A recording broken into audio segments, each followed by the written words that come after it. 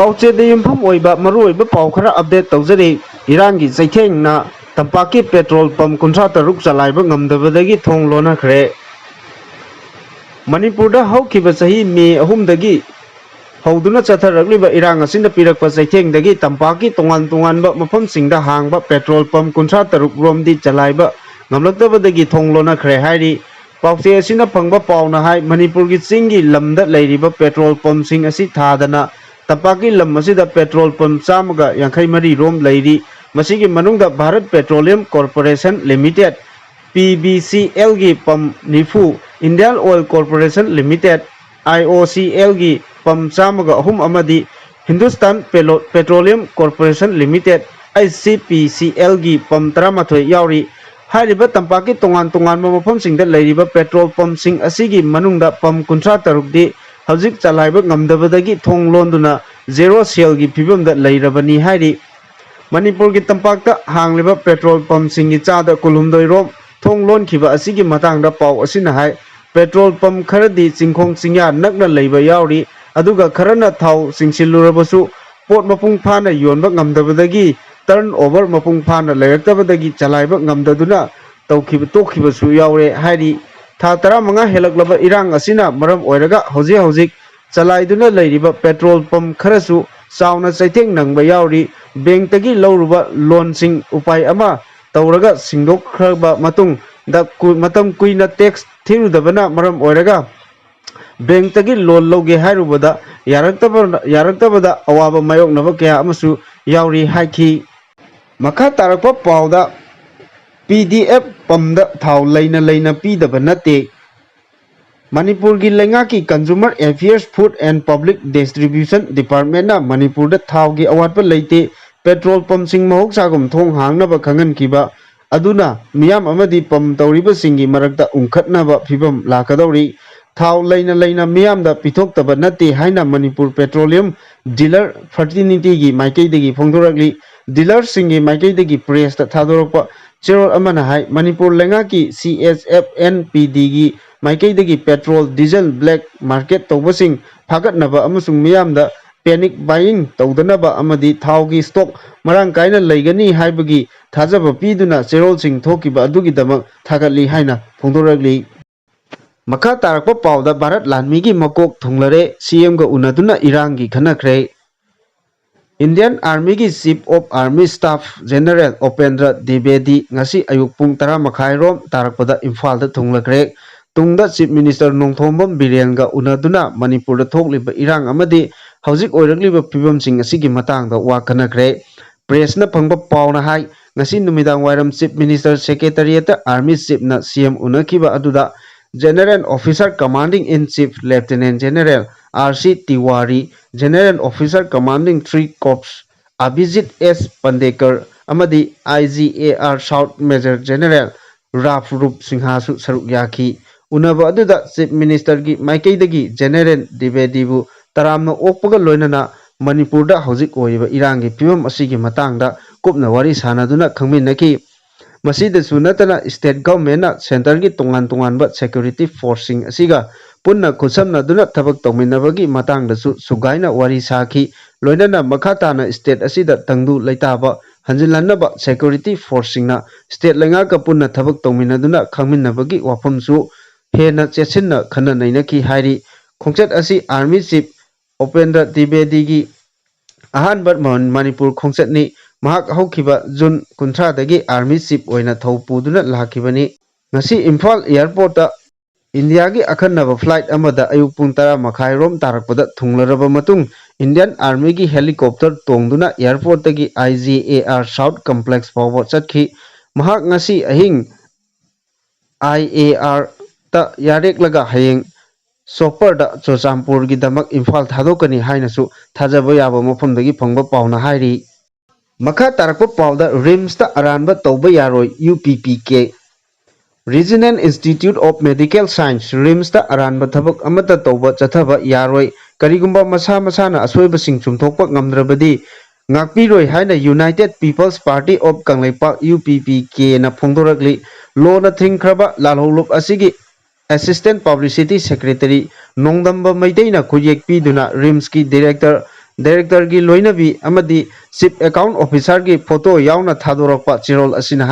हाइरिबा मियोय अहुम असिना चथरिबा अरानबसिंग असि मसाना मसाना सुमथोक्सनबा UPPK की माइकैदगी खंगनकिबा लैख्रे अदुबो मसाना खंगलरोय मतागुम असोइबसिंग खुमजिन्नबा होनरिबा असि लेपकदबनी मसाना चथखिबा मरालसिंग अदु खंगजबगा लोइनना सुमथोक्जगदबनी हाइरि मखा तारकपा अतोपा पाव अमदा इराकनबदा अमा सीरगा लैरमले थौबाल डिस्ट्रिक्ट की मनुंग चन्ना लैबा खांगाबोकदा nga फानबा लबुकता लांग कायबा चटखिबा अमा इसिंगदा इराकनबदगी लैखिद्रे प्रेसना फंगबा पावगी मतुंग इन्ना लैखिद्रबा मियोय असि खांगाबोक पार्ट 3 मखा लेकाइदगी थोक्सोम रोमानंद सही 38 कौई महाक युमगी मनाक्ता लैबा लबुकता nga फानबा लांग कायबा चटपदा इसिंगदा तासिनबदगी इराकनखि मनाक नकपदा लैबा मियोयसिंगना महाकु लौखटलबा मतुंग थौबाल डिस्ट्रिक्ट हॉस्पिटल दा लाइकनबा पुखलकी अदुबु डॉक्टर सिंह थवाई याउद्रबा हक्चांग ओइना पुगलगले हाइना फोंदोरखिबनी हाइरि नाकल अमरोमदा इम्फाल ईस्ट डिस्ट्रिक्ट के मनुंग चन्ना लैबा चिंगमैरोंग ममांग लेकाइदा असीबा नुपा अमगी हक्चांग लैरंबा थेंगनारे हाइरि पुलिसदगी फंगबा पावगी मतुंग इना ngasi ayuk pung 10 minit 10 rom tarakpa aduaida asiba hacang adu singi mairong mamang lekai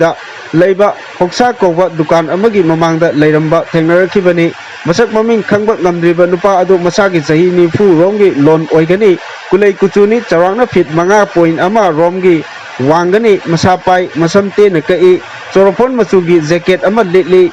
चौरफोन मचुगी खंग्राव Asangba अमा सेली नुपा अदु मकोई सोमी असीबा हक्चांग अदु मसक ममिंग खंगदोकनबगी हौजिक रिम्स की मोकता थमख्रे हाइरि मखा तारकपा पावदा कौत्रुकता कुकीना बोम कापसिनदुना लंदारखरे इम्फाल वेस्ट डिस्ट्रिक्ट की मनुंग चन्ना लैबा कौत्रुकता ngasi नुमिदांग पुंग 8 मखाई रोम तारकपा अदुवाइदा कुकी खुलाई पाइबसिंगना बोम अनि कापसिलक्तुना लंदारखरे थौदो असिदा असो अपन मिसी मिनादी यावहौद्रे अदुम ओइनबक मफम अदुवाइदा लैरिबा खुलंगाकपसिंगना अकनबा सेक्शन थौरांग लौखतुना लैनखरे हाइरि पनबा याबदी ngasi नुंगथिलदगी नुमिदांग फावबदा कौत्रुक कदांगबन अमसुंग सिंगदा माइकैदा cookie सिंगना Meitei खुलक्ता drone मंगारक्तगी तादना पासिलखरे मकोइगी काहेनबा मोंग मतौ अदुना Meitei सिंगना खोइरांग खोइसाउना हले खुलंगाकपसिंगना ड्रोन सिंग अदु तमना नोंमै राउंड के अमरुंग कापतुना तानकी हाइरि नाकल अमरोमदा सिक्योरिटी फोर्स सिंगना तोंगान मफम सिंगदा थीबा हुंबगी थबक चथबदा यामलबा कुचु खुलाई के अमरुम फागतप ngamkhre हाइरि मखा तारकपा पावदा MHRC ना केस अहुम लोसिनख्रे Manipur human rights commission MHRC दा थारकपा तोंगान कंप्लेन केस अहुम ngasi खनदुना लोसिनख्रे कमीशन लोसिनख्रबा केसिंग अदुगी मनुंगदा Zomi student federation general headquarters की president national human rights commission की केस अमदा चुराचानपुर डिस्ट्रिक्ट हाइगदबदा कांगपोपी डिस्ट्रिक्ट ओइना इरखरे मरमदुना हारिबा असोइबा सि सेमदोकबियु हाइना थमलखिबनी हारिबा केस अदुगी मतांगदा कमीशन की माइकैदगी मरी लेनबा चे चांगसिंग अदु MHRC की रजिस्ट्रेशन दा पिसिनदुना सेमदोकपिनबा चे थानबा खंगनखि अतोपा केस अमदना फ्लोरेंस निंगेबा बाइतेना डेंटल कॉलेज तमलिबा महैरोई सिंह ट्रांसफर तौबीबगी वाफम थमलकी कंप्लेनेंट की माइकैदगी हिरमसिगी मतांगदा मणिपुर की चीफ सेक्रेटरी दा ministry of health and family welfare की सेक्रेटरी दा अहिबा चेरोल अमा पीकिबा लैरे हाइनासु फोंदोकी कंप्लेन अदु खन्नरबा तुंगदा कमीशन की माइकैदगी कंप्लेन पेटिशन असि इंडिया की सुप्रीम कोर्ट रिट पेटिशन अदि सिविल ओइना लै मरम अदुना हिरम असिगी मतांगदा सुप्रीम कोर्ट की वाफमसु पेंडिंग दा लैरिबनिना कमीशन की माइकैदगी ऑर्डर अमा फावबा पीबा ngamde हाइना फोंदोकी अहुम सुबा कंप्लेनेंट केस अदुना आइमी मेडिकोस यूनियन की प्रेसिडेंट एंड अदर्सना कमीशन असिदा इम्फाल दा लैबा मेडिकल कॉलेज दा तमगदबा सीट 65 हौजिक ओइरिबा फिबम असिना फंगनरे रिम्स दा ST की सीट 10 जेनिम्स दा ST की सीट 90 अमदी सीजा ST दा सीट 15 लैरि अदुबु कुकी जोमी मार्ग कम्युनिटी की MBBS तमगदबा महैरोई सिंह असिदी खुदोंचाबा असि फंगदना लैरे कुमजा लिसिंगनी कुलुमदोई की नीट की काउंसलिंग दा चुराचानपुर दगी ST कैंडिडेट अमना इम्फाल दा लैरिबा जेनिम्स असि खनखी अदुबु हारिबा सीट असि फंगबा ngamkhidre इम्फाल दगी कैंडिडेट सिंगदी चुराचानपुर मेडिकल कॉलेज दा तंबदा अकाइबा लैत्रि हाइना कंप्लेन तौरपा अदुदा पल्ली कमीशन की माइकैदगी वाफम असि खन्नरबा तुंगदा हाइ SDꯒꯤ ꯀꯣꯇꯥꯒꯤ ꯃꯇꯥꯡ ꯑꯁꯤꯗ ꯑꯣꯊꯣꯔꯤꯇꯤꯅ ꯃꯈꯣꯏꯒꯤ ꯃꯥꯏꯀꯩꯗꯒꯤ ꯗꯤꯔꯦꯛꯁꯟ ꯄꯤꯕ ꯉꯝꯗꯦ ꯁꯦꯗꯨꯜ ꯇ꯭ꯔꯥꯏꯕꯀꯤ ꯁꯤꯠ ꯍꯥꯏꯕꯁꯤ ꯁꯦꯗꯨꯜ ꯇ꯭ꯔꯥꯏꯕꯀꯤ ꯐꯨꯔꯨꯞ ꯑꯃ ꯈꯛꯇꯒꯤꯁꯨ ꯅꯠꯇꯦ ꯁꯦꯗꯨꯜ ꯇ꯭ꯔꯥꯏꯕꯀꯤ ꯃꯅꯨꯡꯗ ꯂꯩꯔꯤꯕ ꯐꯨꯔꯨꯞ ꯄꯨꯝꯅꯃꯛꯀꯤꯅꯤ ꯀꯣꯇꯥꯒꯤ ꯃꯇꯥꯡ ꯑꯁꯤꯗꯤ ꯀꯃꯤꯁꯟꯅ ꯗꯤꯔꯦꯛꯁꯟ ꯄꯤꯕ ꯉꯝꯂꯣꯏ ꯀꯝꯄ꯭ꯂꯦꯟ ꯄꯦꯇꯤꯁꯟ ꯑꯁꯤ ꯃꯅꯤꯄꯨꯔ ꯂꯩꯉꯥꯛꯀꯤ ꯀꯃꯤꯁꯅꯔ ꯍꯦꯜꯊ ꯑꯃꯗꯤ ꯀꯃꯤꯁꯅꯔ ꯏꯖꯨꯀꯦꯁꯟꯗ ꯊꯥꯗꯨꯅ ꯌꯦꯡꯁꯤꯟꯕꯤꯅꯕ ꯄꯤꯔꯒꯅꯤ ꯍꯥꯏꯅꯁꯨ ꯐꯣꯡꯗꯣꯛꯈꯤ ꯃꯈꯥ ꯇꯥꯔꯛꯄ ꯄꯥꯎꯗ ꯂꯩꯉꯥꯛꯅ ꯄꯤꯈꯤꯕ ꯊꯥꯖꯕꯁꯤꯡ ꯊꯕꯛꯇ ꯑꯣꯟꯊꯣꯛꯄ ꯉꯝꯂꯣꯏꯗꯕ ꯑꯣꯏꯔꯕꯗꯤ ꯃꯄꯤꯊꯦꯜ ꯗꯥꯝ ꯊꯨꯒꯥꯏꯕꯤꯔꯣ ꯃꯄꯤꯊꯦꯜ ꯈꯨꯟꯖꯥꯁꯤꯡ ꯊꯧꯕꯥꯜ ꯃꯜꯇꯤꯄꯔꯄꯁ ꯄ꯭ꯔꯣꯖꯦꯛ ꯁꯥꯕꯗ ꯂꯩꯉꯥꯛꯅ ꯈꯨꯟꯖꯥꯁꯤꯡꯗ ꯄꯤꯈꯤꯕ ꯊꯥꯖꯕꯁꯤꯡ ꯍꯟꯖꯤꯟ ꯍꯟꯖꯤꯟ ꯃꯔꯤ ꯂꯩꯅꯕꯁꯤꯡꯗ ꯇꯛꯅꯔꯕꯁꯨ ꯊꯕꯛꯇ ꯑꯣꯟꯊꯣꯛꯄꯤꯗ꯭ꯔꯕꯅꯤꯅ ꯗꯥꯝ ꯑꯁꯤ ꯊꯨꯒꯥꯏꯕꯤꯔꯣ ꯃꯍꯧꯁꯥꯒꯤ ꯄꯨꯟꯁꯤꯗ ꯑꯃꯨꯛ ꯍꯟꯖꯤꯟꯗꯨꯅ ꯍꯤꯡꯖꯔꯒꯦ ꯍꯥꯏꯅ Mapithel dam affected headmanship all ꯑꯣꯔꯒꯅꯥꯏꯖꯦꯁꯟꯅ ꯐꯣꯡꯗꯣꯛꯈ꯭ꯔꯦ ꯃꯅꯤꯄꯨꯔ ꯄ꯭ꯔꯦꯁ ꯀ꯭ꯂꯕꯇ ꯉꯁꯤ ꯄꯥꯡꯊꯣꯛꯈꯤꯕ ꯄꯥꯎꯃꯤꯁꯤꯡꯒ ꯎꯅꯕꯗ ꯑꯣꯔꯒꯅꯥꯏꯖꯦꯁꯟ ꯑꯁꯤꯒꯤ ꯆꯤꯌꯔꯃꯦꯟ 𝗬𝗛𝗢𝗏 ꯍꯥꯏ ꯂꯩꯉꯥꯛꯅ ꯗꯥꯝ ꯑꯁꯤ ꯁꯥꯕ ꯍꯧꯒꯠꯂꯛꯄꯗ ꯈꯨꯟꯖꯥꯁꯤꯡꯗ ꯄꯤꯈꯤꯕ ꯊꯥꯖꯕ ꯑꯗꯨ ꯊꯕꯛꯇ ꯑꯣꯟꯊꯣꯛꯇꯕ ꯍꯥꯏꯕꯁꯤ ꯇ꯭ꯔꯥꯏꯕꯦꯜꯁꯤꯡꯒꯤ ꯍꯛ ꯃꯠꯄꯅꯤ ꯀꯨꯝꯖꯥ 1982ꯗ ꯁꯔꯚꯦ ꯇꯧꯗꯨꯅ ꯃꯄꯤꯊꯦꯜ ꯗꯥꯝ ꯑꯁꯤ ꯃꯐꯝ ꯑꯗꯨꯗ ꯂꯩꯔꯤꯕ ꯇ꯭ꯔꯥꯏꯕꯦꯜꯁꯤꯡꯒꯤ ꯑꯌꯥꯕ ꯌꯥꯎꯗꯅ ꯂꯩꯉꯥꯛꯅ ꯁꯥꯖꯤꯟꯈꯤꯕꯅꯤ ꯑꯗꯨꯕꯨ ꯂꯩꯉꯥꯛꯅ ꯗꯥꯝ ꯑꯁꯤ ꯁꯥꯖꯤꯟꯕꯅ ꯑꯃꯥꯡ ꯑꯇꯥ ꯃꯥꯌꯣꯛꯅꯍꯜꯂꯤꯕ ꯃꯤꯌꯥꯝꯗ ꯈꯨꯗꯣꯡꯆꯥꯕ ꯀꯌꯥ ꯐꯪꯍꯟꯒꯅꯤ ꯍꯥꯏꯅ ꯊꯥꯖꯕ ꯄꯤꯈꯤꯕꯅꯤ ꯃꯁꯤꯒꯤꯗꯃꯛ ꯄꯣꯏꯟꯠ 19 ꯌꯥꯎꯕ ꯑꯦꯒ꯭ꯔꯤꯃꯦꯟ ꯑꯃꯁꯨ ꯏꯅꯈꯤ ꯀꯨꯝꯖꯥ 2015ꯗ ꯗꯥꯝ ꯑꯁꯤꯗ ꯃꯐꯝ ꯑꯁꯤꯗ ꯂꯩꯔꯝꯕ ꯂꯧ ꯏꯪꯈꯣꯜ ꯀꯌꯥ ꯏꯁꯤꯡꯗ ꯊꯨꯝꯖꯤꯜꯍꯟꯈ꯭ꯔꯦ ꯑꯗꯨꯕꯨ ꯉꯁꯤ ꯐꯥꯎꯕ ꯂꯩꯉꯥꯛꯅ ꯃꯤꯌꯥꯝꯗ ꯊꯝꯈꯤꯕ ꯊꯥꯖꯕꯁꯤꯡ ꯑꯗꯨꯒꯤ ꯆꯥꯗ 70%ꯗꯒꯤꯅ 75%ꯗꯤ ꯊꯕꯛꯇ ꯑꯣꯟꯊꯣꯛꯇꯨꯅ ꯂꯩꯔꯤ ꯍꯥꯏꯈꯤ ꯃꯍꯥꯛꯅ ꯃꯈꯥ ꯇꯥꯅ ꯍꯥꯏ ꯍꯤꯔꯝ ꯑꯁꯤꯒꯤ ꯃꯇꯥꯡꯗ ꯃꯔꯤ ꯂꯩꯅꯕ ꯃꯤꯅꯤꯁꯇꯔꯗ ꯆꯦꯔꯣꯜ 3-4ꯔꯛ ꯄꯤꯁꯤꯟꯈꯤꯕꯁꯨ ꯂꯩꯔꯦ ꯃꯁꯤꯗ ꯊꯧꯁꯥꯗꯅ ꯂꯩꯔꯤ ꯃꯊꯧ ꯇꯥꯔꯕꯗꯤ PM ꯌꯧꯅ ꯆꯦꯔꯣꯜ ꯊꯥꯔꯒꯅꯤ ꯍꯥꯏꯔꯤ ꯗꯥꯝ ꯑꯁꯤ ꯁꯥꯗ꯭ꯔꯤꯉꯩꯗ ꯃꯐꯝ ꯑꯁꯤꯒꯤ ꯃꯤꯌꯥꯝ ꯆꯥꯅ ꯊꯛꯅꯕꯒꯤ ꯑꯋꯥꯕ ꯂꯩꯔꯝꯗꯦ ꯉꯁꯤꯗꯤ ꯈꯥꯡꯗ ꯉꯧꯕꯒ ꯆꯞ ꯃꯥꯟꯅꯔꯦ ꯃꯐꯝ ꯑꯁꯤꯒꯤ ꯃꯤꯌꯥꯝ ꯈꯝ ꯊꯦꯡꯅ ꯑꯋꯥꯕ ꯃꯥꯌꯣꯛꯅꯔꯦ ꯃꯤꯌꯥꯝꯗ ꯄꯤꯈꯤꯕ ꯊꯥꯖꯕ ꯊꯕꯛꯇ ꯑꯣꯟꯊꯣꯛꯇꯕ ꯍꯥꯏꯕꯁꯤ ꯇ꯭ꯔꯥꯏꯕꯦꯜ ꯃꯤꯌꯥꯝꯒꯤ ꯍꯛ ꯃꯠꯄꯅꯤ ꯂꯩꯉꯥꯛꯅ ꯄꯤꯈꯤꯕ ꯊꯥꯖꯕꯁꯤꯡ ꯊꯕꯛꯇ ꯑꯣꯟꯊꯣꯛꯄ ꯉꯝꯗ꯭ꯔꯕꯗꯤ ꯆꯌꯣꯜ ꯑꯃꯒꯤ ꯃꯅꯨꯡꯗ ꯃꯄꯤꯊꯦꯜ ꯗꯥꯝ ꯑꯁꯤ ꯊꯨꯒꯥꯏꯕꯤꯔꯣ ꯃꯍꯧꯁꯥꯒꯤ ꯄꯨꯟꯁꯤꯗ ꯑꯃꯨꯛ ꯍꯟꯖꯤꯟꯗꯨꯅ ꯍꯤꯡꯖꯔꯒꯦ ꯍꯥꯏꯈꯤ ꯃꯈꯥ ꯇꯥꯔꯛꯄ ꯄꯥꯎꯗ ꯀꯨꯀꯤ ꯂꯥꯂꯧꯂꯨꯞꯁꯤꯡꯒ ꯆꯠꯅꯔꯤꯕ ꯁꯨꯒꯤ ꯒ꯭ꯔꯥꯎꯟ ꯔꯨꯜ ꯔꯤꯚ꯭ꯌꯨ ꯇꯧꯈ꯭ꯔꯦ ꯇꯝꯄꯥꯛꯇ ꯂꯩꯔꯝꯕ ꯀꯦꯝꯞꯁꯤꯡ ꯆꯤꯡꯗ ꯊꯝꯂꯒꯅꯤ ꯀꯨꯀꯤꯖꯣ ꯂꯥꯂꯧꯂꯨꯞ ꯑꯣꯏꯔꯤꯕ KNO ꯑꯃꯗꯤ UPFꯀꯤ ꯃꯈꯥꯗ ꯇꯣꯉꯥꯟ ꯇꯣꯉꯥꯟꯕ ꯀꯨꯀꯤ ꯂꯥꯂꯧꯕꯁꯤꯡꯒ ꯏꯟꯗꯤꯌꯥ ꯂꯩꯉꯥꯛ ꯑꯃꯗꯤ ꯃꯅꯤꯄꯨꯔ ꯂꯩꯉꯥꯛꯀ ꯀꯨꯝꯖꯥ 2009ꯗꯒꯤ ꯆꯠꯅꯕ ꯍꯧꯈꯤꯕ ꯁꯁꯄꯦꯟꯁꯟ ꯑꯣꯐ ꯑꯣꯄꯔꯦꯁꯟ ꯁꯨꯒꯤ ꯑꯦꯒ꯭ꯔꯤꯃꯦꯟ ꯒ꯭ꯔꯥꯎꯟ ꯔꯨꯜꯁꯤꯡ ꯑꯃꯨꯛ ꯍꯟꯅ ꯔꯤꯚ꯭ꯌꯨ ꯇꯧꯗꯨꯅ ꯅꯨꯡꯒꯤ ꯑꯣꯏꯕ ꯆꯠꯅ ꯀꯥꯡꯂꯣꯟꯁꯤꯡ ꯁꯦꯝꯕ ꯍꯧꯈ꯭ꯔꯦ ꯍꯥꯏꯔꯤ ꯇꯣꯉꯥꯟ ꯇꯣꯉꯥꯟꯕ ꯅꯦꯁꯅꯦꯜ ꯃꯦꯗꯤꯌꯥꯁꯤꯡꯗ ꯄꯤꯈꯤꯕ ꯔꯤꯄꯣꯔꯠꯀꯤ ꯃꯇꯨꯡ ꯏꯟꯅ ꯃꯤꯅꯤꯁꯇ꯭ꯔꯤ ꯑꯣꯐ ꯍꯣꯝ ꯑꯦꯐꯤꯌꯔꯁꯅ ꯁꯨꯒꯤ ꯒ꯭ꯔꯥꯎꯟ ꯔꯨꯜꯁꯤꯡ ꯉꯥꯛꯅ ꯆꯠꯂꯤꯕ꯭ꯔꯥ ꯍꯥꯏꯅ ꯌꯦꯡꯁꯤꯟꯕꯒ ꯂꯣꯏꯅꯅ ꯁ꯭ꯇꯦꯠ ꯑꯁꯤꯒꯤ ꯇꯝꯄꯥꯛꯀꯤ ꯂꯝꯒ ꯅꯛꯅꯅ ꯂꯩꯔꯤꯕ ꯀꯨꯀꯤꯁꯤꯡꯒꯤ ꯀꯦꯝꯞꯁꯤꯡ ꯑꯁꯤ ꯂꯧꯊꯣꯛꯇꯨꯅ ꯆꯤꯡꯒꯤ ꯃꯅꯨꯡ ꯍꯟꯖꯤꯟꯕ ꯃꯐꯝꯁꯤꯡꯗ ꯊꯝꯅꯕ ꯈꯣꯡꯊꯥꯡ ꯄꯥꯏꯈꯠꯄ ꯍꯧꯈ꯭ꯔꯦ ꯏꯁꯨ ꯑꯁꯤꯒꯤ ꯃꯇꯥꯡꯗ ꯆꯍꯤ ꯑꯁꯤꯒꯤ ꯍꯧꯈꯤꯕ ꯖꯨꯟ 18ꯇꯁꯨ ꯌꯨꯅꯤꯌꯟ ꯍꯣꯝ ꯃꯤꯅꯤꯁꯇꯔꯅ ꯁ꯭ꯇꯦꯠ ꯑꯁꯤꯒꯤ ꯁꯦꯀ꯭ꯌꯨꯔꯤꯇꯤꯒꯤ ꯐꯤꯕꯝ ꯌꯦꯡꯁꯤꯟꯕꯒ ꯂꯣꯏꯅꯅ ꯃꯅꯤꯄꯨꯔ ꯂꯩꯉꯥꯛꯀꯤ ꯑꯣꯐꯤꯁꯤꯌꯦꯜꯁꯤꯡꯒ ꯎꯅꯗꯨꯅ ꯋꯥꯔꯤ ꯁꯥꯅꯕꯁꯨ ꯂꯩꯈ꯭ꯔꯕꯅꯤ ꯍꯥꯏꯔꯤ ꯃꯁꯤꯒꯤ ꯃꯇꯥꯡꯗ ꯊꯥ ꯑꯁꯤꯒꯤ 18ꯗ ꯀꯨꯀꯤꯖꯣ ꯂꯥꯂꯧꯂꯨꯞꯁꯤꯡꯒꯤ ꯃꯤꯑꯣꯏ 3ꯅ ꯁꯥꯕ ꯃꯤꯍꯨꯠ ꯀꯥꯡꯕꯨ ꯑꯃꯒ ꯍꯣꯝ ꯃꯤꯅꯤꯁꯇ꯭ꯔꯤꯒꯤ ꯅꯣꯔꯊ ꯏꯁꯠꯀꯤ ꯑꯦꯗꯚꯥꯏꯖꯔ ꯑꯣꯏꯔꯤꯕ AK ꯃꯤꯁ꯭ꯔꯥ ꯃꯤꯅꯤꯁꯇ꯭ꯔꯤꯒꯤ ꯑꯣꯐꯤꯁꯤꯌꯦꯜꯁꯤꯡ ꯑꯃꯗꯤ ꯏꯟꯇꯦꯂꯤꯖꯦꯟꯁ ꯕ꯭ꯌꯨꯔꯣ ꯑꯣꯐꯤꯁꯤꯌꯦꯜꯁꯤꯡꯒꯁꯨ ꯎꯅꯗꯨꯅ ꯒ꯭ꯔꯥꯎꯟ ꯔꯨꯜ ꯑꯁꯤꯒꯤ ꯃꯇꯥꯡꯗ ꯀꯨꯞꯅ ꯈꯟꯅꯈꯤ ꯄꯟꯕ ꯌꯥꯕꯗꯤ ꯍꯧꯈꯤꯕ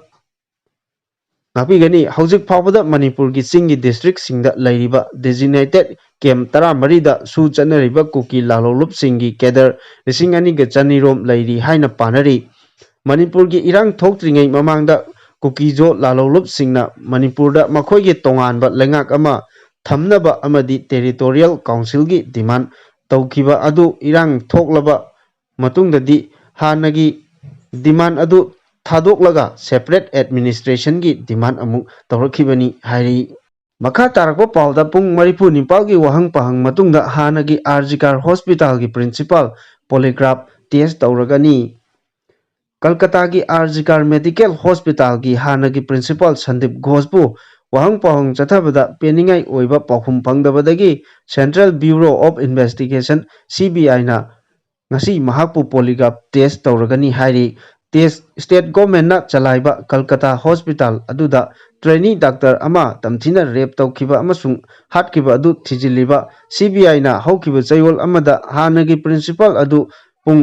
49 ꯍꯦꯟꯅ ꯋꯥꯍꯪ ꯄꯥꯎꯍꯪ ꯆꯠꯊꯈ꯭ꯔꯦ꯫ ꯀꯣꯔꯠꯇꯗꯤ ꯆꯠꯅꯕ ꯌꯥꯗꯕ